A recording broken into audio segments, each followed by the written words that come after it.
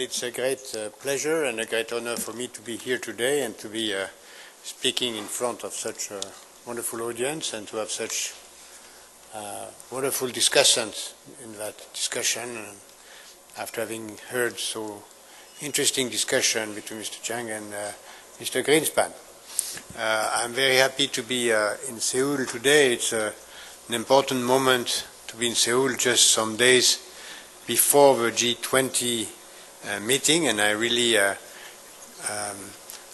give my regards and compliments to the organizers of this conference who try to put in perspective this new G20 in order to understand where we are in the crisis and what a G20 can deal with such an event. It's also very important to take note that, as it has been said, this G20 is the first G20 out of an English-speaking country and first one in Asia, and it gives a feeling of something new happening and gives really credit to the role that Korea has played and is playing and will play in the future of the world. It's very interesting also to try to put into perspective the role of the G20 compared to the G7 and the G8. I have had the chance to be a Sherpa for 11 G7 in the past, and I know quite well what we can expect from such meetings. But let me begin by telling you what I believe is really the economic situation of today. After I will do some remarks, make some remarks on the situation of the G20, does it work or not, and then I will try to make some proposals on what the G20 of the next summit here in Seoul and the following one, which will be in France for the next year, can achieve. Where are we in the crisis? First, let's look at the facts, and second, to the theory. In terms of facts, we can look at different ways. In my position of president of Planet Finance, which is a worldwide organization to support and develop microfinance, we work in 80 countries, and I'm traveling around the world all day long and all year long, and I don't see anything like a crisis in a large part of the world. There is, of course, a huge amount of poverty, and what we are doing in Planet Finance is to fight against poverty. There is a huge amount of poverty around the world, but the world is growing. Whenever you are in Asia, in Latin America, in Africa, you see growth. And even in some countries in the Western world, Australia, Canada, Netherlands, Poland, Sweden, no crisis at all. These countries are going quite well, with a lot of poverty, with a lot of global difficulties, of course, environment issues and demographic issues, etc. But there is no such thing as a crisis. There is a crisis, no crisis even globally in the world, because as you know, the world growth is back to more than 4%, which is huge compared to the historical standards. And therefore, we may say that there was a small event in the last 2 years that looked like a small accident in a global trend of growth. But we can also see another dimension of the situation, which is the fact that the most important economies of the world are in a deep crisis. Japan has zero growth and debt which is more than 200% of its GDP. The US doesn't succeed to get out of its recession and is putting money and money and money through quantitative easing, printing money, but with a lot of difficulties. Unemployment is officially around 8 or 9%, but with other indexes, as we know in the US, the unemployment is more than 17% of the population. The imbalances of both budget and external debt is enormous. And more than that, it seems that there are more and more difficulties within the financial system that Mr. Greenspan discussed, difficulties not only in the past, but also difficulties coming linked to the discovery that behind the subprime scandals, There are new scandals coming linked to the way the financial securitization were made, and the foreclosure discussion is just beginning to reveal a lot of scandals within the financial system. That means that in the US, the situation is far from safe, and the difficulties is even deep in the system, because not only the housing system is in bad shape, but even the federal bank, Reserve Bank, is in difficulties. It's why some people are not only talking of the difficulties of Fannie Mae and Freddie Mac, the housing system, but also using the word Fedi to name the federal system, just to mention that the Fed is already also today as fragile as the Fannie and Freddie were in the past and are even today. In Europe, the situation is not better. As you all know, we have a lot of difficulties. Many countries have a very important debt. Global growth of Europe is less than 2% on an average. Some countries are facing huge amount of need to reschedule their debt. That was the case of a lot of countries. Ireland, Spain, Portugal, Greece, and others are facing that situation. And a lot of question marks are on the ability to Europe as a whole to deal with these issues of debt, and how to deal with the question of debt without killing the small growth that we are in. That leads to the question of is it a crisis, and if it is a crisis, what kind of crisis? We cannot go further into discussing the solutions and the role that the G20 has played in the past and may play in the future without having a theory of a crisis. And let me tell you what I believe are the real roots of the situation of the day. As I said before, we are in a world with a huge dimension of growth. And if we take the textbook theory, which says that growth is linked to the availability of workforce, savings, technology, and entrepreneur spirit, all that is here. We have a huge workforce. Population will grow from 7 to 9 billion in the next 30 years. We have a lot of savings around the world, something like $15 trillion more each year. We have a huge amount of technology progress which are ahead, IT, neurosciences, biotech, etc., nanotechnologies, as Korea knows better than anyone else. And we have a lot of development of entrepreneurship linked to the development of market economy and democracy around the world. That put in place good conditions for global growth. But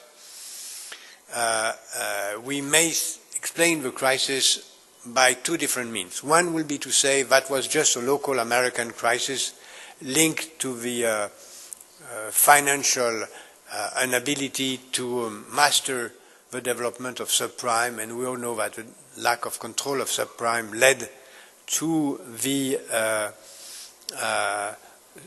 lack of control of securitization, and then lack of trust in the system, and then the collapse of the financial system for a while. That's one explanation. I don't believe it's enough. There are two other levels of explanation of a crisis which I think are more important to understand if we want to deal really with the roots of this crisis through the action of the G20. The first one is to say that this crisis is linked in the US with a lack of real demand. The balance, the equilibrium between wages, incomes, and profits is more and more against the revenues of the wages and in favor of profits, which means that there is no real increase of income for consumer demand since more than 20, or even some people say, and some statistics demonstrate, more than 30 years. The only way to keep the demand growing at a moment where it was impossible to increase the incomes was to increase the value of the assets. And by creating the assets and the asset market as a way to create income by the profit you can make by buying and selling assets. That's the bubble. The bubble is not just an accident. It's the only way in an economy where the incomes are not growing to create incomes by selling assets on a bubble market in order to create, some people will say, artificial incomes, links only to assets and not to real income. And then that was the way it was used, even for poor, creating an increase of the value of assets, and as we all know, that linked to the subprime and other dimensions. But the root was the lack of real income. The third dimension, or the third paradigm in which we can analyze the crisis, is to say, look at the world as a whole. The world is a global economy, for sure. It's a market economy. It's even more than ever, for the first time in mankind history, an example of market economy as it is in the textbooks. We all know that in the textbooks there is a market economy without state, and we all try in textbooks to find what means an equilibrium in the market economy. And all the textbooks say that in a market economy, with lack of imperfect informations, the market equilibrium is not perfect, is underusing the availability of resources, and the equilibrium is not a perfect equilibrium. It's exactly what we see today. We have a market economy worldwide. We have no state, of course. We don't have a world state.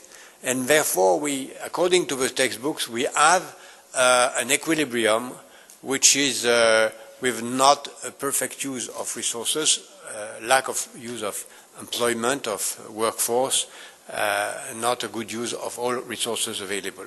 That is certainly one of the most profound dimensions of a situation. We have a world economy, but a world economy which is just a market under imperfect conditions.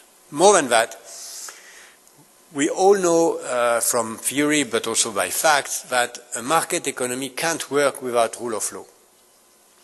Because you need a rule of law if you want simply to have a market to function. You need a rule of law only, first, to have property rights.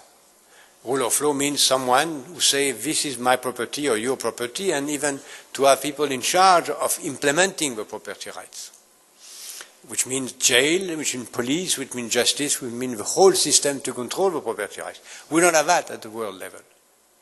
And we have to work in a market without rule of law. And we all know because it's obvious that a market without rule of law cannot work, because there is a development of illegal, of criminal activities of different kinds. And actually we have an example of that, of a market economy without a government and without rule of law. This example exists. There is a country called Somalia. Somalia is a country without rule of law, without government. The government is living elsewhere, not in the country. And in this country you have warlords, drug lords, a lot of anarchy, and in a certain sense it's exactly where the world is going. We are not going to globalization of the world. In a certain sense we are going to Somalization of the world. The world is more and more a global Somalia. If we will not be able to put in place rule of law. That's where the global attempts since 3 or 4 years are beginning to take care of it, to create something like rule of law. And that's very difficult to think about what can be a rule of law, who could be in position to create a rule of law at a moment where there is no such thing as a government or ruler to produce the rule of law. And we are trying to do that globally. Before going to what the G20 has done, let's look at the situation now compared to the situation of 2007. I said that globally the situation is not perfect in the OECD countries, Japan, US and Europe, But to put that in a nutshell, I would say that it's very easy to say that the financial sector is much better.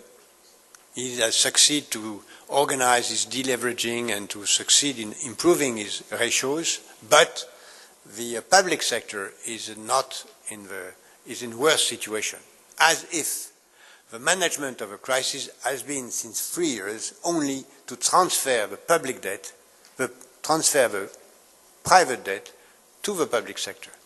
Private debt partly or largely became public debt, and we transferred the debt of a banking sector to the government or to the future taxpayers. That's exactly what has been done, just a transfer of the debt, nothing more. It's interesting to say that the G20 met many times since the beginning of this crisis, saying always, always and always, we will do our best to reduce the debt, private sector debt, public sector debt, but back in the mind of the leaders and really in the course of the discussions, in fact, nothing done. Just an increase of the public debt and a slow decrease, a slow deleveraging of the private sector. It reminds me as if it was a meeting of the Alcoholic Anonymous, you know, this club of people who try to get rid of, to become sober, but they meet and they decide to take a last drink. And it's exactly what was the role of the G20. They just meet to decide to become sober, and at the end of a meeting, they take a last drink. And meeting after meeting, they just take another drink. Drink being increase of debt or quantitative easing or any way of increase of avoiding to reduce the capacity of a system to survive only by increasing the debt. We understand quite well why it was done like that, because as we all know, there was the very important example of the 29 crisis, which was, as we all know, a crisis that was dealt with first by increasing public spendings, after that, at the end, around 36, 37, by a policy of control of public spending, which led to a double dip of the world economy, which led to the Second World War. Therefore, there's a clear knowledge by the rulers, and Mr. Bernanke is well known for having studied that period, for not doing the same mistakes and not putting the world into austerity and to depression by too much control. But the fact is that we are in a period where the situation is very unclear, and only by increasing capacity of putting money in the system has not collapsed. Let's look at the achievement of G20 in facts. Some meetings, pictures, communique saying that we made a lot and succeed a lot. But what has been done? In fact, good things. We did not went into a global protectionism. Although the global trade has been decreasing, there was no global protectionism, and that's clearly a success. Second, some decisions have been taken in terms of implementing the reforms of the accounting system, in terms of improving the financial ratio of the banks, the Basel III agreement, in terms of controlling the tax havens or controlling the bonuses. That's some of the so-called achievement of the G20. But if we look more in detail into those decisions, accounting rules, no real agreement. The Americans are implementing one, the European another one, the rest of the world a third one. Basel III, there is an agreement. We know that the Americans are not going to implement it, and it's far from being implemented elsewhere because there are a lot of discussions about who is really involved into this agreement. Nothing has been done on the hedge funds seriously. Nothing has been done on the speculations, naked speculation, which is speculation for the pure benefits of a financial system. Nothing serious has been done on tax havens, except on tax havens which are related to European power. I will come back to that in a moment. That means that the G20 is a fine window dressing and a fine way of letting believe that there is a pilot in the plane at a moment where there is no pilot in the plane and there is no even a wheel or a cabin for a pilot in such a plane, because there is no real instrument to pilot the plane of a global economy. If we look more in detail into the G20, there is something which is very important in politics, that when you have a meeting of people, if in this meeting of people, when they gather in a room, there is not before the meeting rules in place, where you say each one will take the floor when he has a turn to take the floor, decisions will be taken at a certain kind of majority, simple or qualified majority. When such rules are not in place, what is a meeting? It's just a meeting of people who just talk, and at the end what happened? The strongest take the lead. And it's true, it was true in the G7, and as I said, I was part of 11 G7, I know that from inside, that in a meeting which is an informal meeting, the most powerful people or most powerful country rules. There is no such thing as a consensus. The only thing it is that we hide the problems, but the real important countries are having the lead. And if we look at that from a geopolitical perspective, we all know, because it's very well known now, that the world is moving from a world which was centered in Europe to a world that was centered in the US, and now a world which is moving from Atlantic Ocean to Pacific Ocean. Actually, G7 was a place where and G8, where the European and the Americans tried to bargain, to strike a deal each year on specific issues. Now, the G20 is supposed to be a place where the whole of the world is meeting. Look at facts. What is really G20? It's a meeting of not 20 people. It's a meeting, I don't know how many leaders are going to come to Seoul, but last time it was 34, including the heads of different financial institutions. Can you have a conversation when you are 34 in the room? Can you have a conversation when you are 20 in the room without rules, voting rules? Of course not. It's why when you look at the decision-making process of a G20, it's a very simple, without any caricature, we can say that the G20 is only a way of hiding the transformation of a G8 into a G2 between US and China.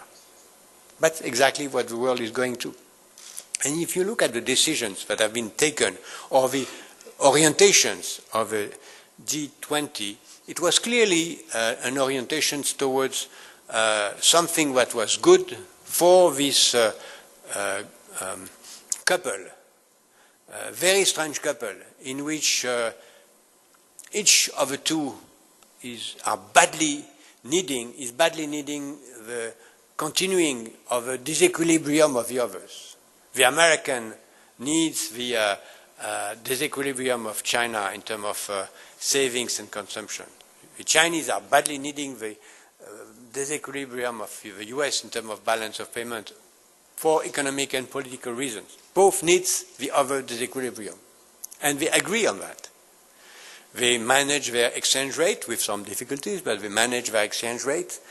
They take some decisions on tax havens, but strangely enough, it was only, as I said, European tax haven. Nothing has been done or said on American tax havens, such as the Delaware or other states. Nothing has been said or done on the Chinese tax havens or related to China. Nothing, just Europe as a an important group of nations, which actually is the strongest if we take the European GDP is higher than the rest of the countries around the table, but with lack of political governance, G20 is just a G2. And if I may say so, it's quite symbolic that the G20 is meeting in Seoul, which is a perfect place and a perfect country and a very important country to organize the deal between China and the US.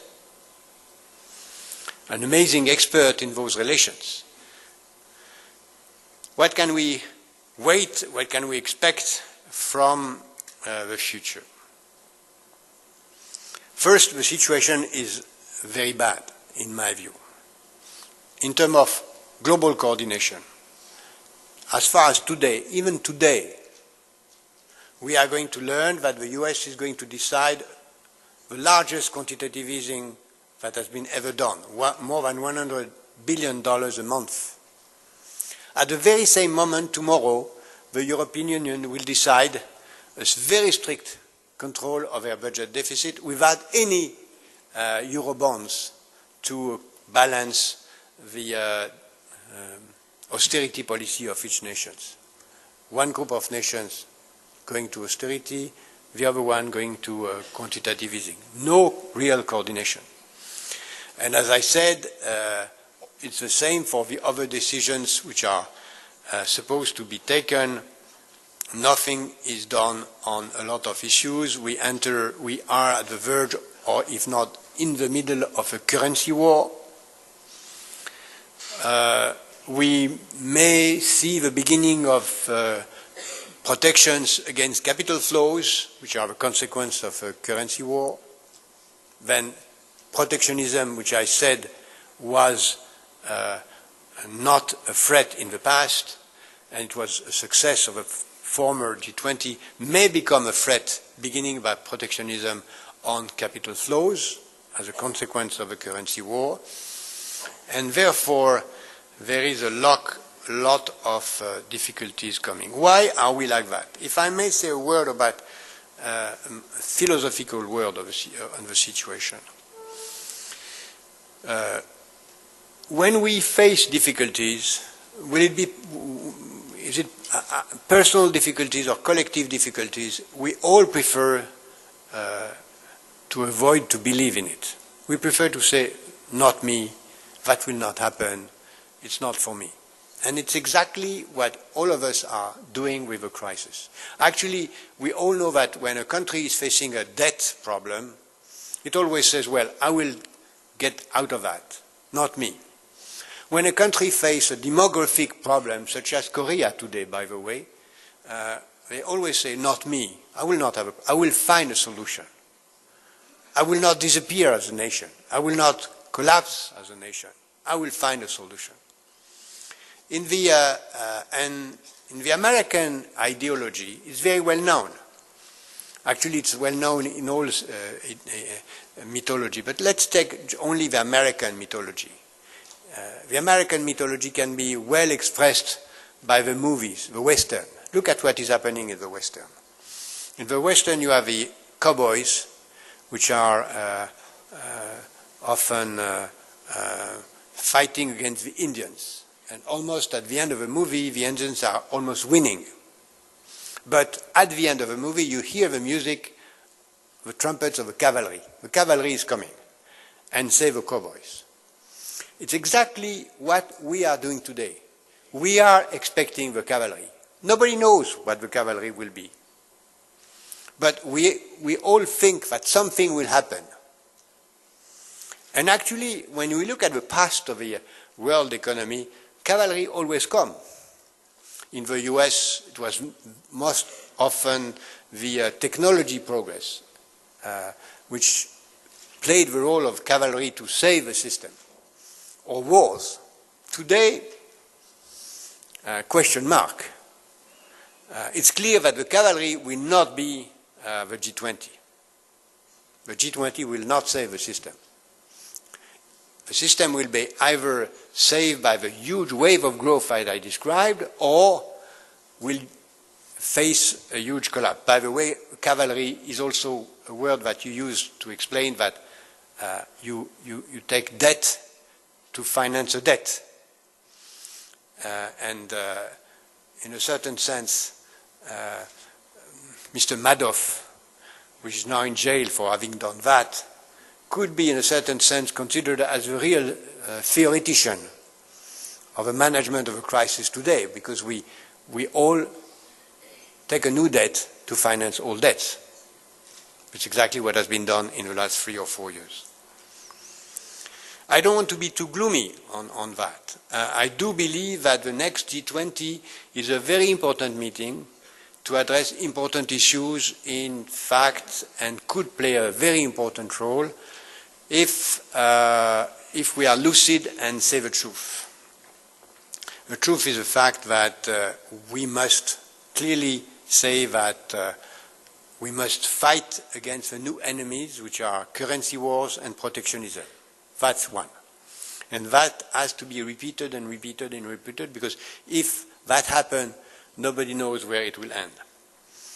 Second, it's clear that on the long run, we need to find a kind of currency agreements, and Mr. Mundell is the most important expert in the world on that issue, and I'll be very happy to hear his views on the fact that there is a need for something like a global agreement on currencies, because you cannot have a global market without such thing like a currency agreement. We faced that in Europe and we end up with a single currency. I don't say that we are going to end up in Seoul with a single currency for the world, but that is certainly a trend on the long term if we want to avoid the collapse of the global market.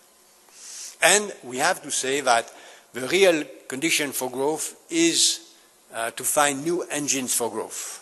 Will it be technology? I personally believe that sustainable energy linked with the car industry, and Korea plays a role in that. Electric car can be a tremendous growth instrument for the world, but everything which is linked to the link between sustainable energy and transportation is key for the future. Reduction of poverty can be also a way to increase the real demand and not the artificial demand linked to bubble.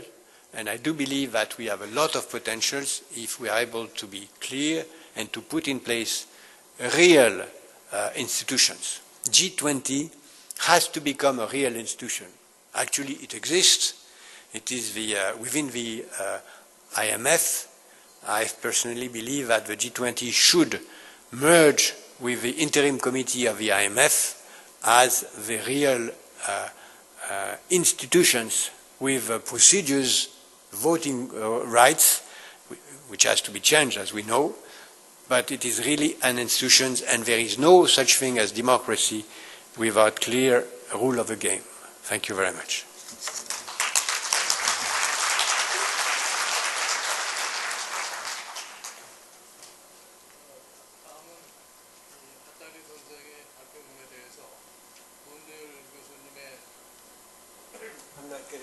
먼델 교수님의 의견을 듣도록 하겠습니다. How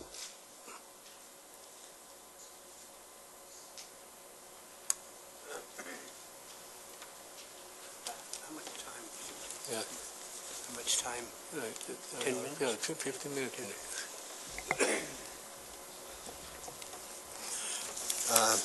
Thank you very much. It's a wonderful pleasure to be here at this forum, and I want to thank first the organizers for inviting me.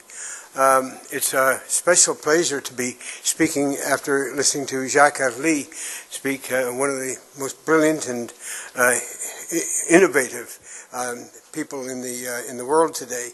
I was at a forum, I think it was 3 years ago or so in Montreal, listening to him, and at that forum he made a list of, I think, 14 big crises coming up in the 21st century that we needed to look at.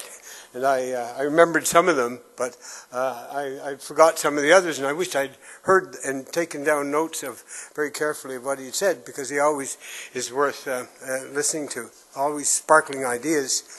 The new ideas, the Somalization. I hadn't heard that before, but I'm sure that that's I don't think it's something to think about. Something to think about. I don't think Somalization is going to come over the world economy in any big way. I think there are pockets in the world economy, terrible places in the world economy where you're going to have different parts of Somalization, but I don't see that coming over any of the major countries. And I think there's long stability the United States has had, except for the Civil War, a kind of stability of 250 years. And Europe has got its own great age-old dynamic, and I think China's now come up with a new framework. What Napoleon said, China is a sleeping giant. Let her sleep. Well, China has certainly awakened and become a big force in the world, and one of the factors that we have to take into account. I want to say something very relevant to all this is the cause of the crisis. Nobody seems to really have any kind of clear idea of why there is this very special crisis. I think we have to, of course there are many, I should say everybody has different theories or different pieces of it, but there's no consensus on that.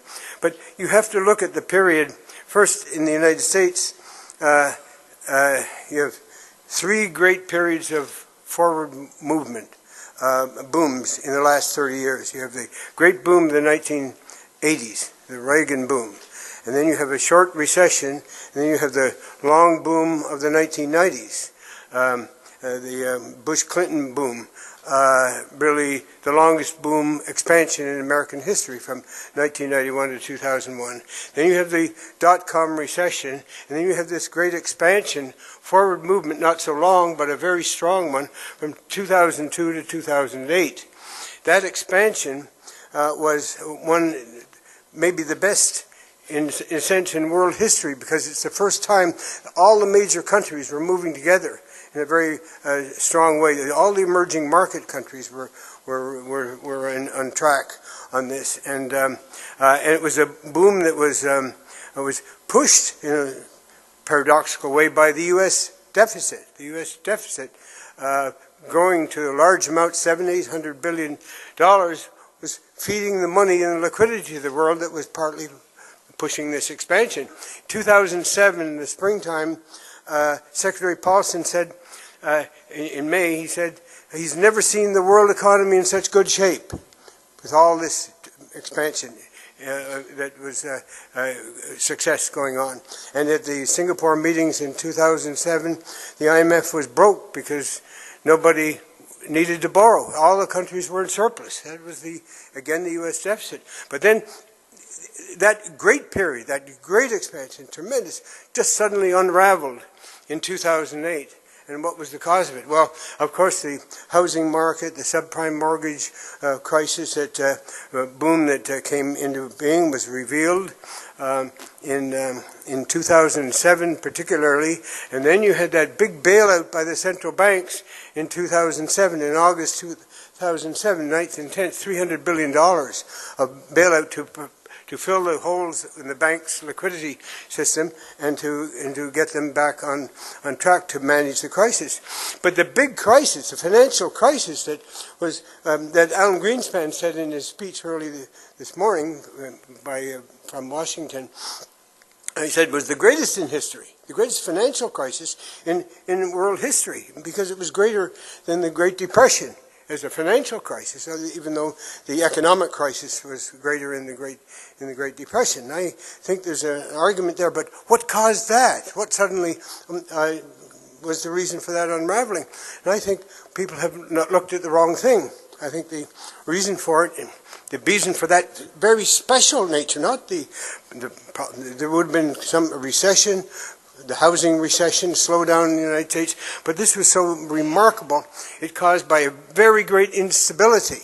You had a huge instability of oil prices. Oil prices went up to $148 a barrel and then collapsed in 2 or 3 months to $33 a barrel, a low point over that period. And you had the price of gold tumbled in 2007, in the summer of 2007, from $980 down to $720 in a 3-month period.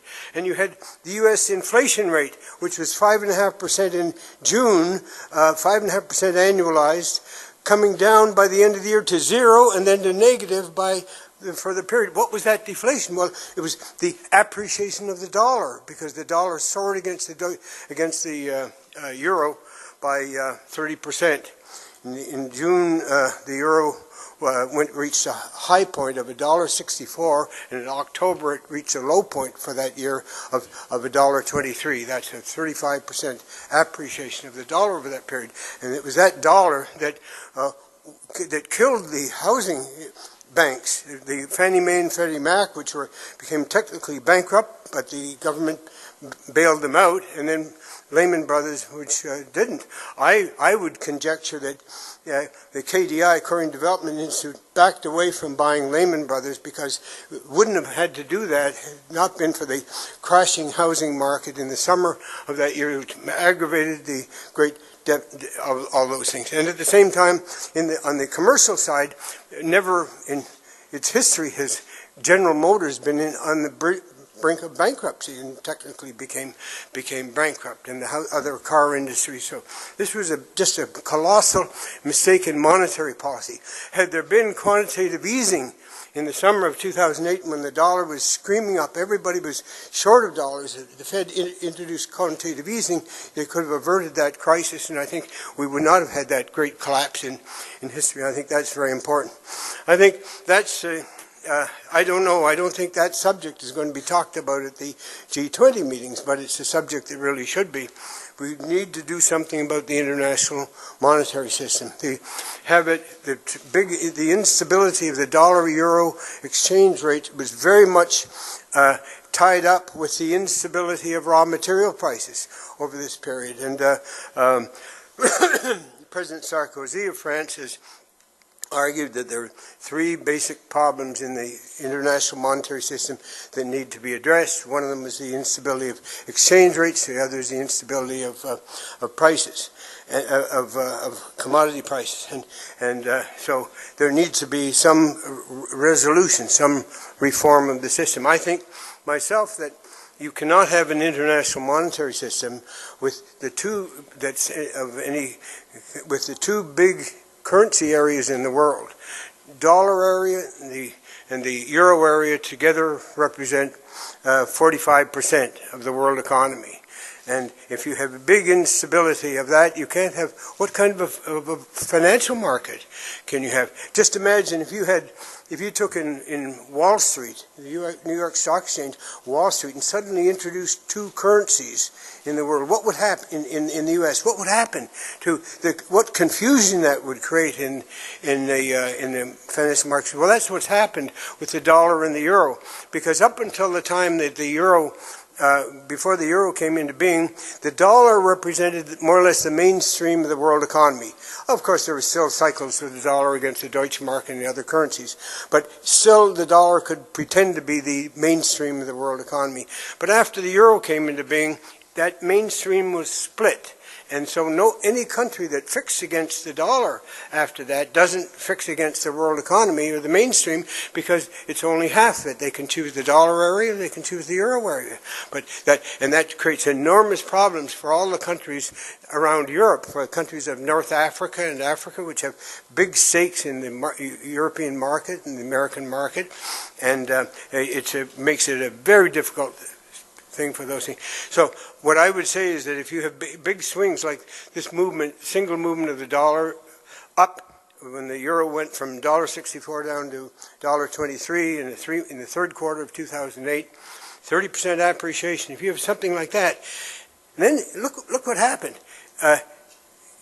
Then later, on March 09, the U.S. introduced quantitative easing, the first time.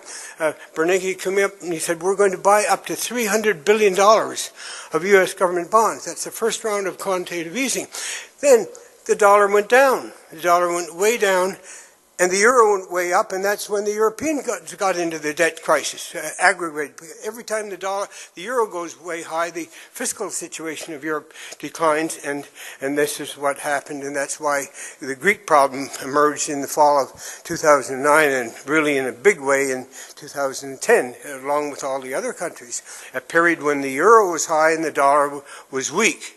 And now quantitative easing is coming again, and the threat is that will again raise the euro up beyond $1.40, and this will aggravate the problem, the European debt problem, when that happens. So what needs to be done? You cannot have an international monetary system when you have this biggest part of the world economy swing up and down like this.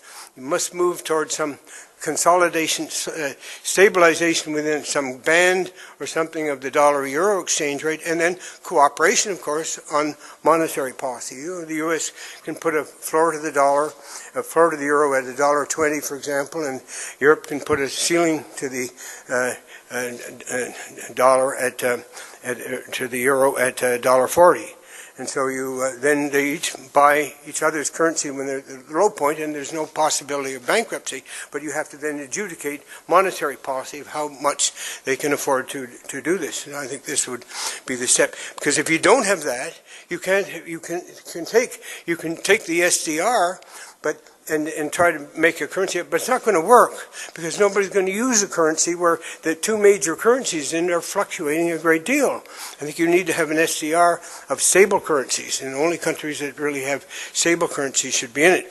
If the dollar-euro rate were fixed, it would be, of course, China could fix on it some agreed-upon rate in stabilizing the rate, because China needs a fixed rate to maintain its growth period. This is really important for its own economy. And Japan could easily come aboard into that system, and we'd get back to a kind of arrangement that we had before. I think, could the G20 talk about these things? Well, President Sarkozy has made this argument. I mean, we know he's going to be the chairman. France is going to be the chairman of the G20 after this. Certainly, it's going to be on the agenda. Plans have already been made for a reform of the international monetary system to be on the agenda in the next year. There's no reason why that couldn't even start in Korea with some anticipation of it. But the individual countries and the G20 can't just talk about the old issues before that are maybe the Chinese exchange rate, or some of the traditional things that they have, but talk about something more of a mechanism. The agreement that's been reached isn't going to do much harm, but it's not going much beyond what already exists, because the IMF can have some adjudication, make some comments on exchange rates, but it's already been able to do that through the previous system that started in 1977, and then of evaluating exchange rates. So my view that the smaller countries in the G20 need to be pushing very much what is in their interests about the international monetary system. I think that stability of the major currencies is one of the most important things that they could be pushing, and that issue should be addressed at it. Thanks. 다음 우리 김기현 박사님 말씀해 주십시오.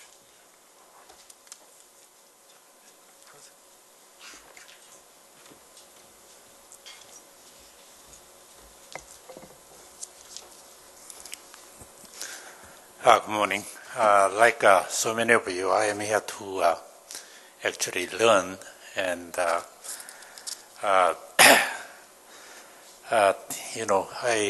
never ceased to be surprised by Mr. Talley, by his writing or his speech, and his performance here this morning was no exception.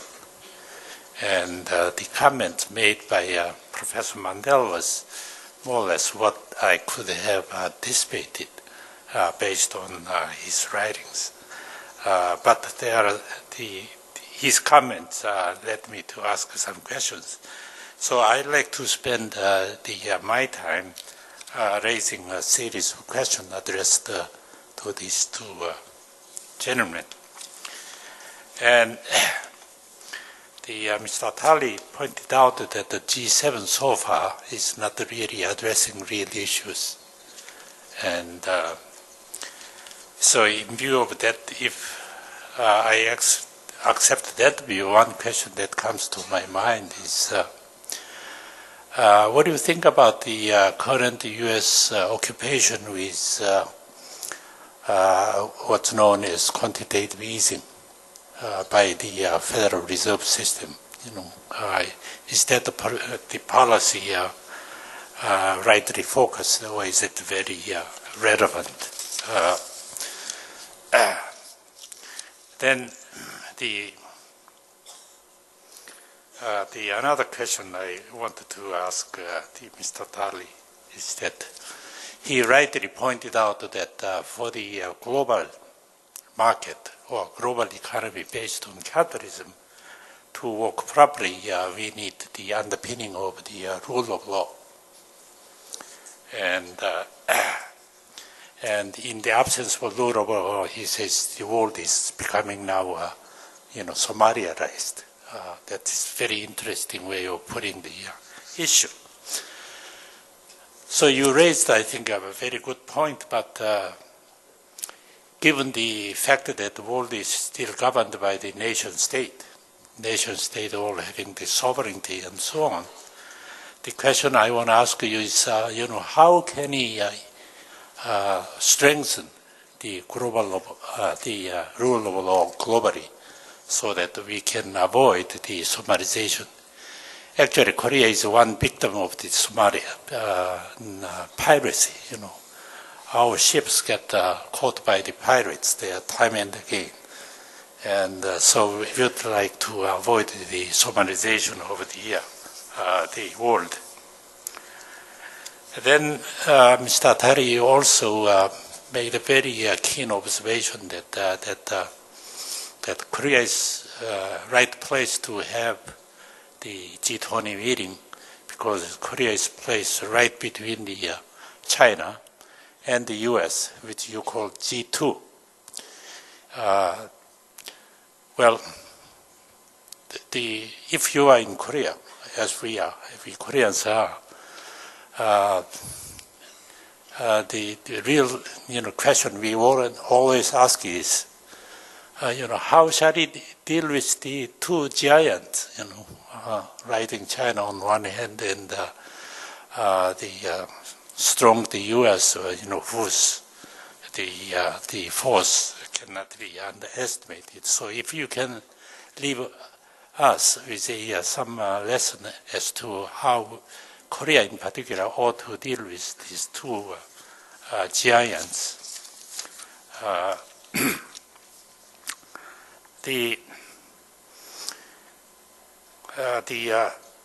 Another question I want to ask is, maybe this is better addressed to the Professor Mandel. You rightly emphasized the stability of the main currency in the world for the world economy to do well and to recover. But the recent G20 meeting in Gyeongju, the meetings of the finance ministers and the governors of the central banks seem to address the issue of the currency in a sort of oblique way. Instead of focusing just on the currency, the group issued a communique emphasizing the need to reduce the current account surpluses of some particular country. And then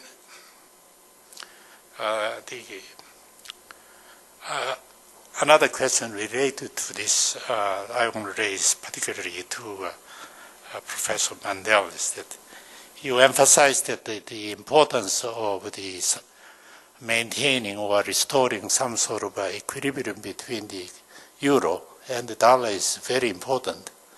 If that is the case, what about the recent attention given to the what many people believe to be a misalignment between the Chinese yuan and the US dollar? is that focus wrong, wrong thing altogether. In other words, are we barking? Our dogs are barking at the wrong tree. So, and Mr. Talley rightly pointed out the importance of increasing real income to restore the global prosperity or sustain global prosperity. And of course, putting the same question differently is reducing the poverty. And in this regard, the Korea as the chair of the G20 summit here next month has taken what's called the Korean initiative. One of the initiative has to do with the sharing of the development experience with the developing world. Are you in favor of this as an item of agenda, or is it irrelevant agenda? So I have raised enough questions, and in the spirit of my desire to learn more, and I think I am speaking for the audience when I raise these questions to the two learned gentlemen. Thank you very much. 네, 감사합니다. 김규현 박사님께서 아달리 회장님과 이 몬델 교수님에게 몇 가지 질문이 있었습니다. 그래서 먼저 이 아달리 회장으로부터 김규현 박사의 질문에 대한 답을 먼저 듣기로 하겠습니다. Thank you very much for this very interesting questions and comment, and thank you also for Robert for his wonderful comments. And I do hope that he will be listened at both in Europe and in the US, because I think that the shaping of target zones between the euro and the dollar, and then yen and yuan, will be certainly an element of stabilization of the world that is absolutely crucial. To answer to your questions, is quantitative easing a solution or not? Quantitative easing is a way of waiting for the solution. It's not a solution itself, it's only a way to put money in the system waiting for a solution to be found, avoiding the collapse. It avoids the collapse, but first it's not a solution, and second it creates a lot of problem in itself because it fuels inflation. And actually inflation exists even if inflation is not in the index, because strangely enough the consumer price index doesn't take into account the price of the assets, which is amazing. You don't have in the index the price of housing, the price of raw materials, etc., while we have a real inflation on assets, which is already fueled by the, including raw materials, which are assets, and which are not taken into account into the inflation index. And if it was, and if it is, then quantitative easing will lead to increase of interest rates, will kill the world economy, because we can survive with a debt because of the interest rate is zero. But if interest is nothing but zero, the whole of the economy is dying. It's why the only solution to the crisis is challenging the real difficulties of the real economy, which are much more difficult than printing money. The only solution is printing money for today. The real problem is much more difficult to address: education, health, competitivity, innovation, primary schools in the US as well as in Europe. Let's face other issues. We know that one of the two reasons why the young children are having bad results at schools, three reasons are they spend too much time in front of TV, they listen at silly music, and they use drugs. It's much more important to deal with these issues to increase competitivity than to put quantitative printing money around the world. And by the way, drug is linked to Somalization of the world because it's a very important element of a criminal economy which is growing around the world. And unfortunately, I'm sure that Robert will agree with me when he said that the US is safe from Somalization. Unfortunately, US is not safe from the drug economy, which is a growing part of the life. It's a criminal dimension of entertainment, while racket is a criminal dimension of the risk management by the financial system. There is a criminal dimension of each human activities. Risk management, criminal activity is racket. Entertainment, criminal activity is drugs and prostitution. That is developing quite well, and that's an element of somatic. We have to address these issues deeply in the US, in Europe, and elsewhere. And I would also say that is linked to demography, which is true here as well as in many other countries. Demography is a sign of lack of trust in the future. Is Somalization unavoidable? Actually, it's very interesting to see there is a sign of hope in Somalia itself, which is interesting. In Somalia, this is lack of rule of law. But if you look at what is happening in the sea, and you mentioned the fact that some Korean boats are threatened, but actually what has happened in the last 2 or 3 years, that's very interesting. There was pirates around, but the people begin to realize that this is too dangerous because it's a very crucial road for oil. And without any decisions, we have seen US Navy, French Navy, Russian Navy, Italian Navy, Chinese Navy, Indian Navy, Korean Navy coming there, informally gathered under the umbrella of one commander. Of course, it was a British admiral, which was quite understandable, and it works. And now, I wouldn't say that the road is safe, but it's much better. And that's a very interesting example that when something is really at stake, rule of law can happen. Something serious is at stake. And if you look at some dimensions of the world, what is serious? Risk management and entertainment. And if you look at those two dimensions, on those two dimensions, you have rule of law. On risk management, airline security, you have a perfect rule of law. Dialogues between pilots and air control is the same everywhere in the world. Strict rules, very well controlled. And if I take an example of entertainment, football. There's a perfect world rule of law for football. There's a FIFA, International Federation of Football Association, which put rule of law worldwide. It works very well, because football is a very serious matter. Much serious than a lot of economic issues than currencies. When it is, that means that it is possible to have worldwide rule of law. It's only a matter of taking this problem seriously.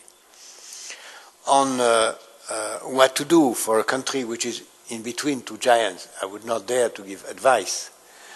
But I would say, first, try to avoid to be between two giants by putting in the game other countries, Russia and Europe, which are also neighbors in some senses of Korea. And that put them in the game and then avoid absolutely to be in between.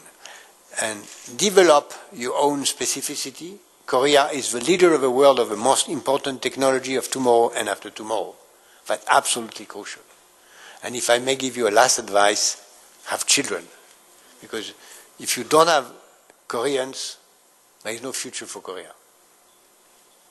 Last question you mentioned for me was the question, is poverty and Korean initiative something fundamental? Yes.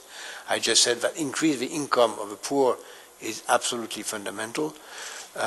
I just mentioned that I believe that the only way to reduce poverty is to help people to create their own jobs and to become entrepreneurs. It's why microfinance, which creates the possibility of inclusion of poor within the financial system, is absolutely fundamental. And I urge Korea, which is not involved for the moment in using microfinance as a tool of its own official development aid, to look at it as a very important and efficient instrument to fight against poverty.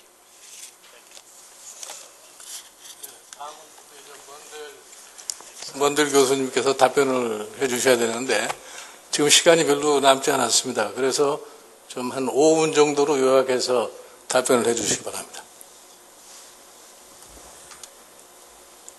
Thank you. The rule of law, which is what Jacques Attali was talking about before, in exchange rates, existed with this big 1944 meeting, the Bretton Woods meeting, that established a kind of code and rule of law for exchange rates. Now, why do you need a rule of law for exchange rates? I mean, well, you don't have a rule of law for automobiles or for other things. Why for exchange rates? Well, it's because of an externality in the system. You don't need a rule of law with the gold standard. The gold standard, because there's no seigniorage, there's no profits attached to it. But any country that has a gold standard can replace the gold with paper and use all the benefits of that. They gain seigniorage from it. And then when different nations do it and they don't have a gold standard, see, the 20th century was a transition from a world of the gold standard up until about 1914 or 1933 after that broke down, and then the movement away from it to a world of pure paper currencies. The transition period was using the dollar, which was convertible into gold, at least theoretically for foreign central banks. That was the transition period.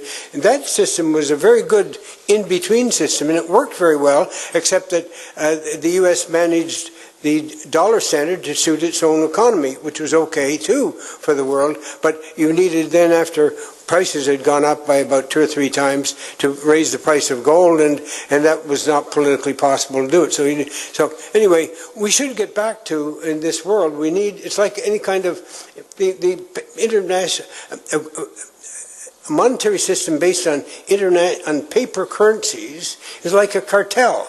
You have to keep that, you don't want currencies to go down to their cost of production, because that's hyperinflation.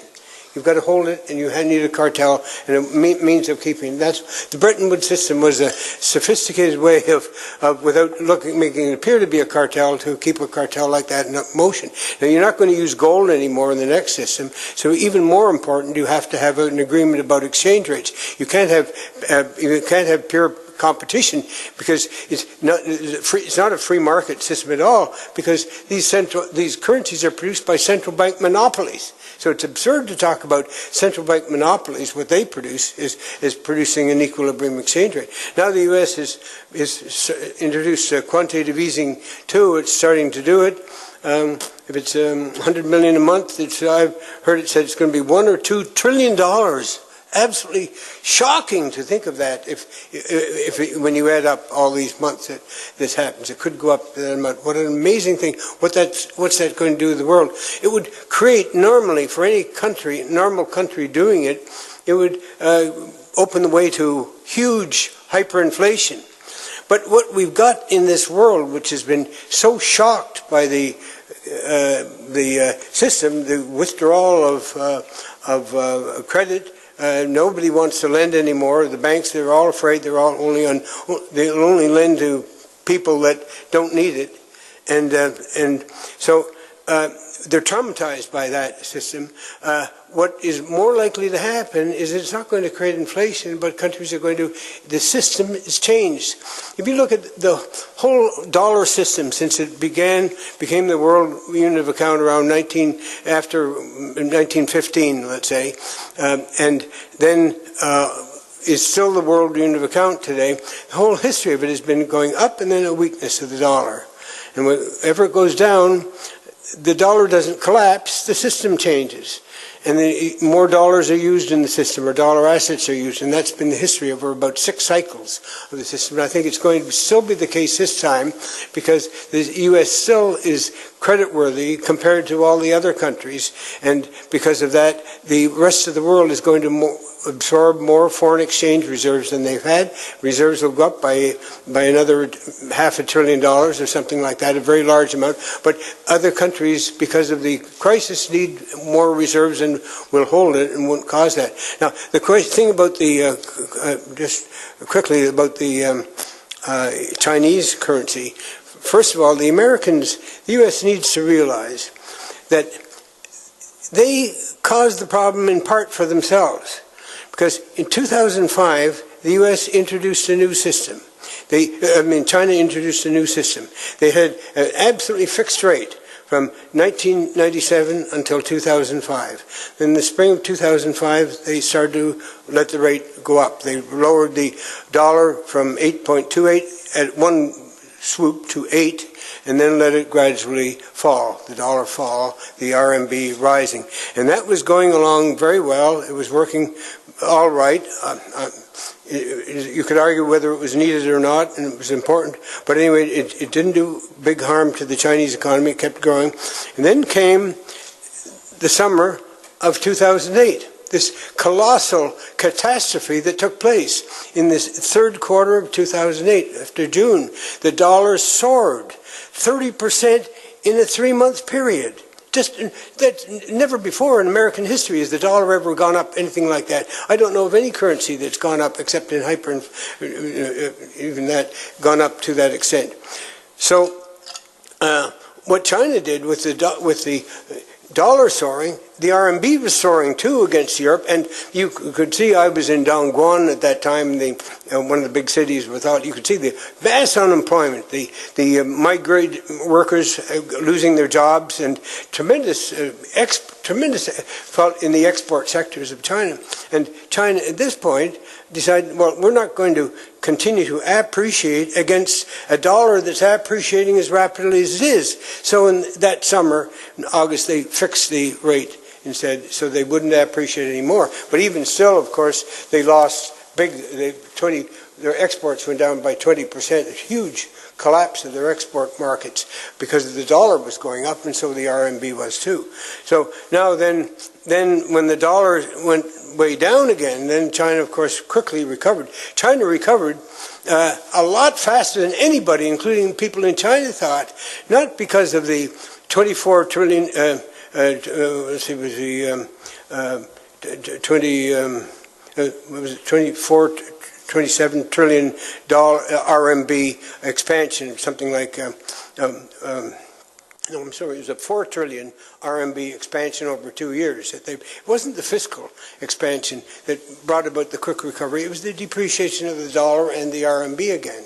So the Chinese economy is very sensitive to the big swings in the dollar-euro exchange rate. Now they haven't wanted before to, in spring only in the spring of this year did they decide to allow some flexibility in it again, and this was under pressure of the United States and the IMF, and again they said they would do something more in June, just before the previous G20 meeting in Toronto, but for China, the Chinese currency was economy was geared to the relative price, the price relationships in the United States. Because in a communist-controlled economy country, there's no sense of what costs are, relative price conditions are.